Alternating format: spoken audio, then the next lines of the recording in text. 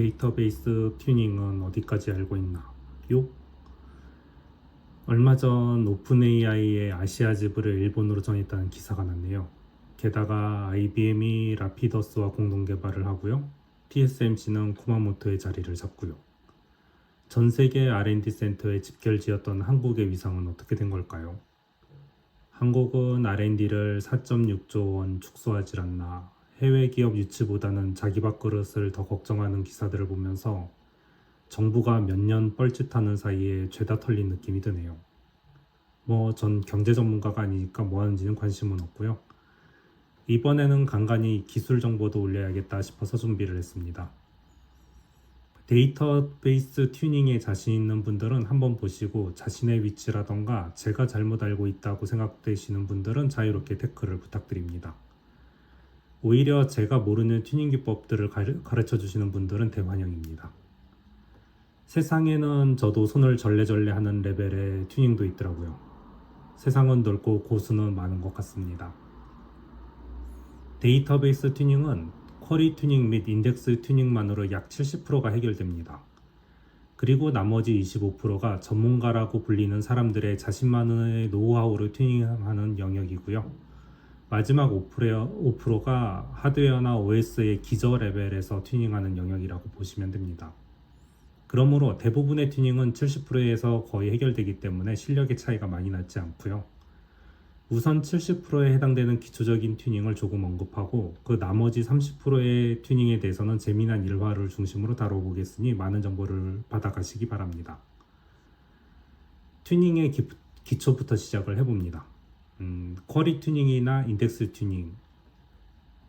쿼리 튜닝이나 인덱스 튜닝은 많은 영상에서 다루는 듯 하지만 다루는 분들과는 다른 영역을 위주로 알려드릴게요. 대부분 쿼리 튜닝이나 인덱스 튜닝을 위해서는 어디서부터 보시나요? 저의 경우는 프로파일 또는 쿼리 캐시 영역을 들춰봅니다. 보통 리얼타임 프로파일링에서는 1년에 한 번 또는 비주기로 던지는 복잡한 쿼리는 보이지 않는 경우가 많죠. RDBMS는 쿼리 통계를 기반으로 인덱스를 자동으로 타기 때문에 이를 위해서 RDBMS가 쿼리 캐시 영역이란 것을 가지고 있는데 이곳을 털어보면 이 RDBMS에서 사용하는 대부분의 쿼리들을 알 수가 있습니다. 심지어는 해커가 쿼리 인젝션을 이용해서 해킹을 시도했던 흔적들도 발견할 수가 있죠. 저 역시 엔모 게임사에서 이걸로 해킹 흔적을 찾아서 막곤 했습니다. 그런데 잘못 만든 서비스에서는 이 쿼리 캐시 영역에 비슷한 쿼리가 엄청나게 많이 보이게 되죠. 이유는 select 곱하기 from t user where uid equal 한 다음에 그 유저 아이디를 넣고 이런 식으로 코딩하는 분들이 많잖아요. 이렇게 하면 select 곱하기 from t user where 이 뒤쪽 유저 아이디만 다른 쿼리가 전부 다 다른 쿼리라고 해서 캐시를 가득 채우게 됩니다. 이렇게 되면 기존의 다른 쿼리들이 밀려나가서 체크해야 할 쿼리들도 영역이 모자라서 유사 쿼리가 덮어쓰게 되면서 날아가게 되죠.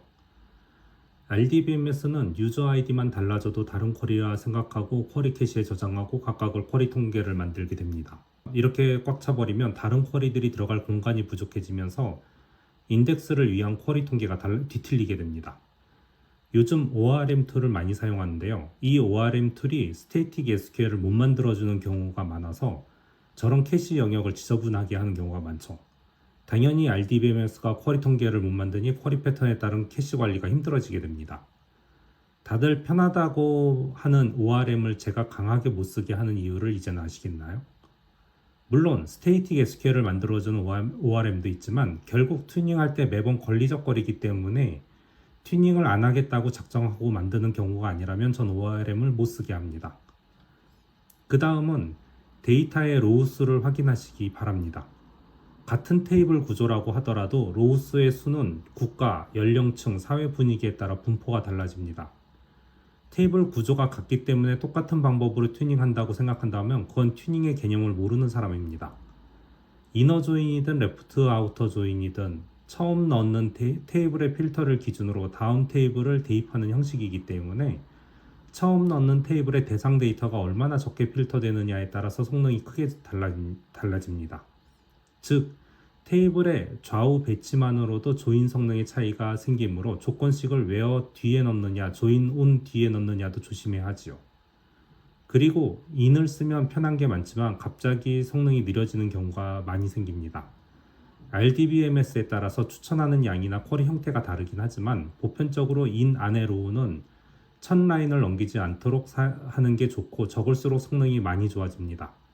그리고 조인과 인을 둘 다 던져서 쿼리 플랜을 보시고 결과도 보시고 나서 판단하는 것을 추천합니다. 인 안의 양이 어느 정도 많아진다면 조인으로 한 뒤에 걸러내는 게 훨씬 성능이 좋아질 수가 있는 거죠. 물론 그룹 파일을 이용해서 많이 줄인 뒤에 인을 쓰는 게 빠를 수도 있으니 이런 다양한 표현을 모두 써보면서 판단하는 것을 추천합니다. 게다가 같은 결과라도 쿼리에 따라서 인덱스를 다르게 탈 수 있으니 쿼리에 따른 인덱스도 조절을 잘 해야겠죠. 인덱스의 첨삭의 경우는 단일 인덱스는 5개 이하, 복합 인덱스는 적을수록 좋습니다. 그렇다고 인덱스가 없으면 없을수록 셀렉트가 느려지기 때문에 단일 인덱스를 최대한 넣고 서비스가 돌아가는 쿼리를 수만 번 돌리면 쿼리 통계로 인해 타는 인덱스가 어느 정도 잡히죠. 굳이 힌트를 쓰면 고급 사양자라고 생각돼서 힌트를 일부러 넣는 경우도 있는데요. 요즘같이 사양이 자주 변하는 애자일 환경에서는 힌트는 오히려 장애 유발을 시키는 독이 됩니다. 그래서 요즘은 오히려 쿼리 통계를 무한히 돌리면서 쿼리에 맞는 인덱스를 조절하는 것을 추천하고요. 쿼리 통계를 내가 원하는 형태로 개수를 만들어 버리면 그 쿼리를 타는 방향도 내가 조절할 수가 있게 되는 거죠. 위에 ORM을 쓰지 말라는 이야기도 여기에 연결되는 이야기입니다. 제대로 쿼리 통계가 나오지 않으면 당연히 효율적인 인덱스를 안 타게 되고 억지로 힌트를 만들지 않으면 그쪽으로 가지 않게 되잖아요. ORM을 쓰면 RDBMS를 내가 제어할 수가 없기 때문에 RDBMS의 성능을 최대한으로 끌어올릴 수가 없습니다. 이렇게 인덱스를 필요할 때에 따라 계속 늘리고 난 뒤에 인덱스를 타는 형태를 보고서 안 쓰는 인덱스를 지워갑니다. 복합 인덱스가 효율이 나는 경우 복합 인덱스도 여러 종류를 만들죠. A, B, C 필드로 복합 인덱스를 한다면 ACB, BCA, CBA 등등의 인덱스를 만들어서 쿼리를 대량으로 돌려보면 자주 타는 인덱스가 나옵니다. 그걸 남기고 나머지를 지우면 되죠. 인덱스가 많을수록 인서트 업데이트가 느려지고 셀렉트가 빨라진다는 사실은 당연히 알고 있다는 전제 하에 진행하는 것이니까 완전 초보 분들은 RDBMS의 엔진 구조를 공부하시고 보시는 것을 추천합니다. 보통 인덱스는 레플리카에 대량으로 걸고 마스터는 단일 인덱스를 최소한으로 걸어야 합니다. 이 내용도 기초 중에 기초고요. 마스터에서 셀렉트는 최소한으로 한다는 전제이죠. 레플리카를 빵빵하게 인덱스를 걸어도 괜찮습니다. 레플리카에 인덱스를 다르게 걸면 레플리케이션이 깨진다고 생각하시는 분들도 계시는데 그건 아니죠. DB 부하를 줄인다고 클라이언트나 어플리케이션 서버의 처리 후에 단순 SQL만 던지는 경우도 많은데요. 오히려 SQL을 잘 짜면 어플리케이션의 대수를 줄일 수도 있기 때문에 RDBMS의 CPU가 20%를 넘기지 않는 한도 내에서 RDBMS의 계산을 던지는 게 전체적인 효율로는 좋아집니다. 물론 쿼리 하나 잘못 짜면 유저가 증가했을 때 바로 100%를 치게 되니까 자신이 없다면 어플리케이션 서버에서 처리하는 게 나을 수는 있습니다. 여기까지 인덱스 튜닝의 기초고요. 고급도 있지만 분량상 패스를 하겠습니다. 70%의 성능 개선은 이걸로 해결했다 칩시다. 대부분 이걸로 기존 성능의 10배 정도는 빨라지죠. 그럼에도 데이터 양이 너무 많아서 좀 더 빠른 응답 속도를 원하시는 분들을 위한 튜닝이 여기에서부터 시작이 되는데요. 좀 전에 이야기했던 레플리카를 몇 대를 두는 것이 데이터 동기 딜레이 대비 성능이 좋아지는지를 개선하거나 2대 이상의 RDBMS를 DB-링크를 이용해서 연결했을 때는 조인을 하기 전에 데이터를 최소한으로 해야 한다는 이야기도 있습니다. 쿼리를 던지는 DB 서버도 중요하죠. 가장 데이터가 많은 곳에서 날리는 게 좋고 그곳에서 다른 DB에 있는 데이터를 최소한만으로 압축해서 가져온 뒤에 조인을 시키고 그 결과를 받는 것이 좋죠. 결국 fromd에 리모트 테이블을 넣는 게 좋은지 fromd에 접속한 DB의 테이블을 넣는 게 좋은지는 RDBMS의 성능, 네트워크 속도, 데이터 양에 따라 좌우되므로 많은 테스트를 하고 결론을 짓는 게 좋고요. 데이터에 쌓이는 패턴은 국가, 연령, 트렌드 등등에 따라 전혀 달라지므로 보통 SP로 만든 뒤에 그 SP를 호출하도록 개발을 하면 개발 소스에서의 수정 없이 SP를 주기적으로 튜닝하면서 성능을 올릴 수가 있죠. 그 밖에도 데이터를 ROL랩화하여 데이터를 가져오는 방법과 레플리카된 테이블 중에서 하나만 인덱스를 독특하게 가져와서 특수한 쿼리만은 그 DB를 쓰는 방법도 있습니다. 그리고 저의 경우는 랭킹 같은 것은 주기적으로 캐싱 테이블을 만드는 스크립트를 백그라운드에서 돌려서 랭킹용 쿼리를 가져오는데 부하를 주지 않는 방법도 사용하는데요. 랭크 함수가 있으니 그걸 쓰면 안 되냐고요? 동접 수십만부터는 그런 함수는 무용지물이란 게 보일 겁니다. 물론 저도 캐싱 테이블의 순위는 랭크 함수를 써서 만들지만 유저의 요청 하나하나에 쓰는 일은 없죠. 그 밖에도 스키마 최적화를 위한 필드 이동 및 샤딩으로 인한 데이터 분산 등도 있는데 이번에는 아주 가볍게만 설명을 하겠습니다. SQL을 ORM을 쓰지 않고 프로시저를 사용하라고 제가 누누이 이야기하는 것도 또 상통이 되는데요. 널이 많은 필드들은 별도의 태블로 빼는 것도 좋습니다. T유저라고 유저 테이블이 있는데 만약 성별 입력을 옵션으로 하고 거의 쓰지 않는다고 합시다. 게다가 유저가 30%만 자기 성별을 입력했다면 거의 의미가 없는 필드가 되죠. 하지만 나중에는 통계용으로 쓸 테니 필요는 하다고 합니다. 이 경우 T유저 서브 인포란 테이블을 만들고 그쪽으로 유젠더라는 필드를 옮기면 되는데 개발자들은 죽어라 반대하겠죠. 바빠 죽겠는데 그거 하나 옮기기 위해서 자기네들도 손을 많이 대야 하니까요. 그러길래 내가 ORM을 쓰지 말고 생쿼리를 쓰지 말라고 했잖아요. DBA가 다 할 수 있는 걸 굳이 그렇게 만든 개발자들이 문제가 아닐까요? 이렇게 필드 하나만 옮기는 것만으로 1000만 이상의 로우에선 크게 성능의 개선이 될 수 있습니다. 물론 이 때문에 테이블이 더 조인되는 게 많아지면 안 되지만요. 그리고 쿼리에서 인덱스 시크를 못하더라도 인덱스 스캔만으로 태우려면 웨어 등으로 필터된 데이터들은 10분의 1 이하로 내려가야 합니다. 즉 너무 샤딩을 세세하게 하면 전체 양 대비 필터된 양이 너무 많아서 테이블 스캔이 빠르다 판단되어 테이블 스캐너로 넘어가는 경우도 생기니까요. 샤딩을 할 때 이런 부분까지 보면서 샤딩을 하는 게 좋습니다. 샤딩은 솔루션을 쓰지 말고 직접 로직을 만들어서 쉽게 운영할 수 있도록 하는 것을 추천하고요. 물론 직접 만든 로직이 너무 복잡해서 장애나 마이그레이션 시 복구가 안 된다면 그게 더 안 좋긴 합니다. 그 다음 보는 것이 최적화를 했는데도 느릴 때 I/O 성능을 봅니다. 대부분 쿼리 튜닝을 마치고 나서 I/O를 보는 것이기 때문에 I/O의 성능만으로도 큰 변화가 나오는데요. I/O 성능은 IOPS 및 TPC 등 전체적으로 봐야 합니다. 초당 I/O 요청이 너무 많다면 분산도 생각해야 되고요. 초당 I/O 요청이 크지 않은데 처리량이 적을 수도 있습니다. 이 경우는 레이드의 개선이나 데이터 영역을 이루는 테이블의 물리적 분산도 고려해야 합니다. I/O의 성능을 보면서 가진 하드디스크를 얼마나 잘 활용할 수 있는지 아니면 하드디스크를 추가해서 병목을 분산하는 방법들도 생각을 해야겠죠.